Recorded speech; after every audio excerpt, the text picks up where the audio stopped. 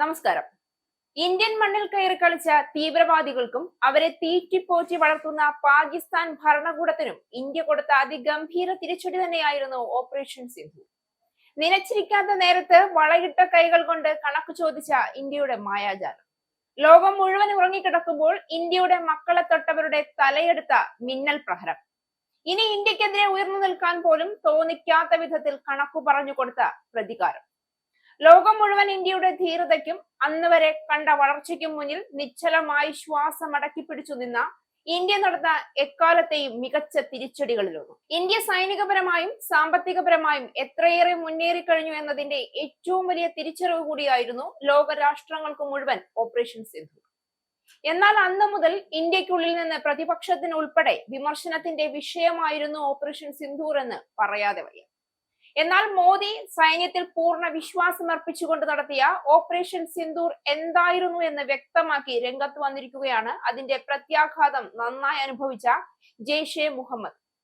പഹൽഗാം ഭീകരാക്രമണത്തിന് പകരമായി ഇന്ത്യ നടത്തിയ ഓപ്പറേഷൻ സിന്ധൂറിന്റെ ഭാഗമായി ബഹാവൽപൂരിൽ ഉണ്ടായ ആക്രമണത്തിൽ തങ്ങളുടെ തലവൻ മസൂദ് അസറിന്റെ കുടുംബാംഗങ്ങൾ കൊല്ലപ്പെട്ടതായി ആദ്യമായി തുറന്ന് സമ്മതിച്ചുകൊണ്ടാണ് ഭീകര സംഘടനയായ ജെയ്ഷെ മുഹമ്മദ് രംഗത്ത് വന്നിരിക്കുന്നത്. ജെയ്ഷെ കമാൻഡർ മസൂദ് ഇല്യാസ് കശ്മീരിയാണ് ഇക്കാര്യം വെളിപ്പെടുത്തിയത്. സാമൂഹിക മാധ്യമങ്ങളിൽ പ്രചരിക്കുന്ന ഒരു വീഡിയോയിലൂടെയാണ് കശ്മീരിയുടെ തുറന്നു പറച്ചിൽ. മെയ് 7 നടന്ന ഇന്ത്യൻ ആക്രമണത്തെക്കുറിച്ച് കശ്മീരി വിശദീകരിച്ചത് ഭീകരവാദം സ്വീകരിച്ചുകൊണ്ട് രാജ്യത്തിന്റെ അതിർത്തികൾ സംരക്ഷിക്കാൻ ഡൽഹി, കാബൂൾ, കാണ്ഡഹാർ എന്നിവിടങ്ങളിൽ പോരാടിയെങ്കിലും മെയ് 7 ബഹാവൽപൂരിൽ വെച്ച് എല്ലാം ത്യജിച്ച മൗലാന മസൂദ് അസറിന്റെ കുടുംബത്തെ ഇന്ത്യൻ സൈന്യം തകർത്തു തരിപ്പണമാക്കിയെന്നാണ് ഉറുദുവിൽ കശ്മീരി പറഞ്ഞതായി ഹിന്ദുസ്ഥാൻ ടൈംസ് ആണിത് റിപ്പോർട്ട് ചെയ്തത്. ഏപ്രിൽ 22 പഹൽഗാമിൽ നടന്ന ഭീകരാക്രമണത്തിന് മറുപടിയായാണ് ഇന്ത്യ ഓപ്പറേഷൻ സിന്ധൂർ ദൗത്യം നടത്തിയത്. പാകിസ്ഥാനിലെയും പാക് അധീന കാശ്മീരിലെയും ഭീകര കേന്ദ്രങ്ങളെ ലക്ഷ്യമിട്ടായിരുന്നു ഈ ഓപ്പറേഷൻ. മുരീദ് കെ, ബഹാവൽപൂർ തുടങ്ങിയ സ്ഥലങ്ങളിൽ നടന്ന ഈ ആക്രമണത്തിൽ 100-ലധികം ഭീകരർ കൊല്ലപ്പെട്ടു. മസൂദ് അസറിന്റെ ഭാര്യ ഉൾപ്പെടെ 10 കുടുംബാംഗങ്ങൾ ഈ ആക്രമണത്തിൽ കൊല്ലപ്പെട്ടതായി റിപ്പോർട്ടുകളുണ്ട്. ദൂരവ്യാപക ആയുധങ്ങളും ഡ്രോണുകളും കൃത്യതയുള്ള മിസൈലുകളും ഉപയോഗിച്ച് പാകിസ്ഥാൻ സൈനിക കേന്ദ്രങ്ങൾക്ക് കേടുപാടുകൾ വരുത്താതെ ഭീകര കേന്ദ്രങ്ങൾ നശിപ്പിക്കാനാണ് ഇന്ത്യ ലക്ഷ്യമിട്ടത്. എന്നാൽ അതിൽ പോലും സംശയമുയർത്തിയും രാഷ്ട്രീയ ആയുധമാക്കിയും പ്രതിപക്ഷം ഉൾപ്പെടെ രംഗത്ത് വന്നപ്പോഴും മോദി മൗനം പാലിച്ചെങ്കിലും ഇപ്പോൾ കൃത്യമായ ഉത്തരം കിട്ടിയിരിക്കുകയാണ്. ലാഹോറിനടുത്തുള്ള ലഷ്കർ ഇ തൊയ്ബയുടെ ആസ്ഥാനമായ മുരീദ് കെ, പാകിസ്ഥാനിലെ പഞ്ചാബ് പ്രവിശ്യയിൽ ജെയ്ഷെ മുഹമ്മദിന്റെ പ്രധാന ശക്തി കേന്ദ്രമായ ബഹാവൽപൂർ എന്നിവയായിരുന്നു പ്രധാന ലക്ഷ്യം.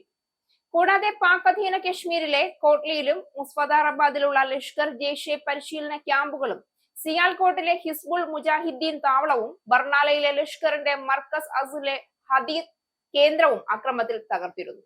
പഹൽഗാം ഭീകരാക്രമണത്തിൽ വിധവകളായ ഹൈന്ദവ വനിതകളോടുള്ള ആദര സൂചകമായാണ് ഓപ്പറേഷൻ സിന്ധൂർ എന്ന ദൗത്യത്തിന് പേരു നൽകിയത്.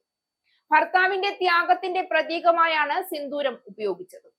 ഭാവിയിലെ അതിർത്തി കടന്നുള്ള ഭീകരാക്രമണങ്ങളെ തടയുക എന്ന പ്രതിരോധപരമായ ലക്ഷ്യത്തോടെയാണ് ഈ പ്രത്യാക്രമണം നടത്തിയതെന്ന് കേന്ദ്ര സർക്കാർ വ്യക്തമാക്കിയിരുന്നു.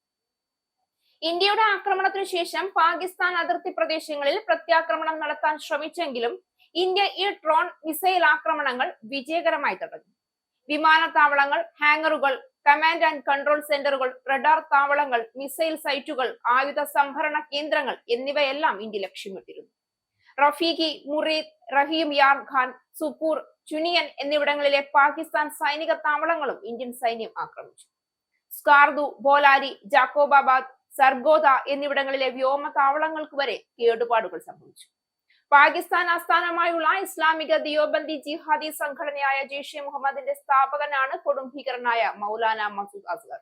ആരൊക്കെ എന്തൊക്കെ പറഞ്ഞാലും ഇന്ത്യ കൊടുത്ത തിരിച്ചടി എന്തായിരുന്നു എന്ന് ഇതോടെ ലോകം മുഴുവൻ വ്യക്തമാവുകയാണ്.